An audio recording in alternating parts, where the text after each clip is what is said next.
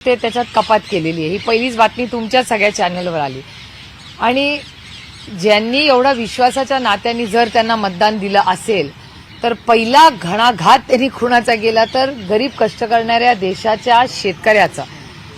आणि निर्णय म्हणजे पार्टी विथ अ डिफरन्स वगैरे भारतीय जनता पक्ष स्वतःला म्हणायचा नेहमी। आता त्यांनी जे एवढे इफेक्टिव्ह असतात ते किती कॅज्युअल अप्रोच आहे। महाराष्ट्रासारखं एवढं मोठं राज्य, महत्वाचं राज्य, त्याच्यात एवढं अग्रेरियन क्रायसिस चाललेलं आहे, अशा ठिकाणी मुख्यमंत्री एवढं मोठं बहुमत असताना अशी काय अडचण येते की मुख्यमंत्र्याचा तो निर्णय घेऊ शकत नाही। म्हणजे हे कुणाच्याही बुद्धिमत्तेच्या बाहेरचं आहे किंवा लॉजिकच्या बाहेरचं आहे। आज दिवसभरात असा अपडेट आलेला आहे की शिंदेंना कुठलाही शब्द दिलेला नव्हता असं महायुतीचे नेतेच म्हणतायत स्वतः। हो, पण तो त्यांचा अंतर्गत प्रश्न असेल ना। आता कोणी कोणाला काय शब्द दिला, कोणी फिरवला, आता देव जाणे। कारण तुम्हाला आठवत असेल 2019 मध्ये उद्धवजी हेच सांगत होते। म्हणजे योगायोग बघा की 2019 मध्ये जसं कमिटमेंटचा इश्यू झालाय तसाच 24 मध्ये झालाय। हे खूप इंटरेस्टिंग आहे।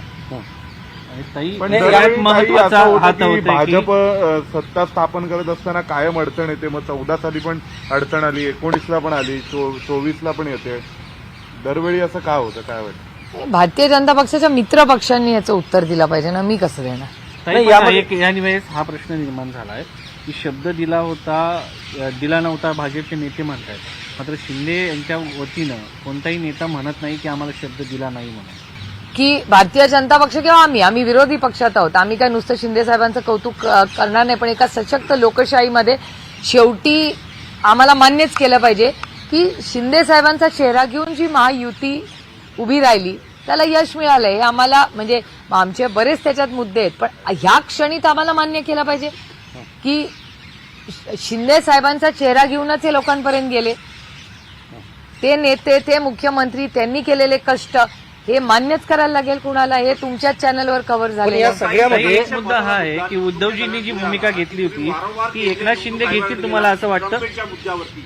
पण निवडणूक आयोगाने पिपाणी काही हटवली नाही, त्याचा मोठं नुकसान तुम्हाला झालेलं आहे। हो, अहो data speaks louder than words ना। डेटाच बघा ना, ट्रम्पेटचा म्हणजे आता तुम्ही एक लांबचं उदाहरण कशाला द्या, आपले निकम त्याला आंबेगावलाच एकाच नावाची 2 माणसं प्लस त्याला ट्रम्पेट आणि एक म्हणजे तुतारी आणि पिपाणी देऊन तिथे किती 3000 मतं का काहीतरी त्याला मिळाली। आमची सीट 1300 मतांनी गेली। त्यामुळे अशी बरीच उदाहरणं आहेत। पण आता ठीक आहे, आता रडत बसण्यात काही पॉइंट नाहीये। आता ही लढाई आम्हाला लढावी लागणार आहे। हीच लढाई पवारसाहेबांनी आता काही वेळापूर्वी ज्यावेळा बैठक झाली महाराष्ट्रामध्ये त्यावेळा म्हटलेलं आहे लढायचं आहे। ईव्हीएमच्या विरोधात सगळे विरोधक आता एकत्र येणार का देशभरात? बघा, ईव्हीएम वर मी स्वतः निवडून आलेली, त्याच्यामुळे ईएम आणि एक नाही मी 4 वेळा निवडून आले। त्यामुळे ईव्हीएम बद्दल माझं म्हणणं आहे की आणखीन प्रूफ आणि आणखीन चर्चा आमच्याकडूनही अकॅडमिकली आणि त्याचे पुरावे पण थोडे आमच्याकडून ठोस आले पाहिजेत। हे माझं वैयक्तिक मत आहे। आणि जे मला येतंय सातत्याने मला फील्डवरनं ते धक्कादायक आहे। त्याच्यामुळे मलाही असं मनात कुठेतरी आता भीती वाटायला लागली आहे की हो रे बाबा, आपण एवढा विश्वास ते ईव्हीएमवर टाकला तर आपलं काही चुकतंय का, अशी एक भावना मनात यायला लागलीच आहे ना। कारण का data speaks louder than words. मी कितीही म्हणले तरी data has to logically explain ना। शेवटी टेक्नॉलॉजी आहे। बॅलेट पेपरवर व्हावं ही आमची सगळ्यांचीच मागणी आहे। आणि अनेक म्हणजे माझ्या ह्याने मागच्याही इलेक्शन माझी मागणी होतीच।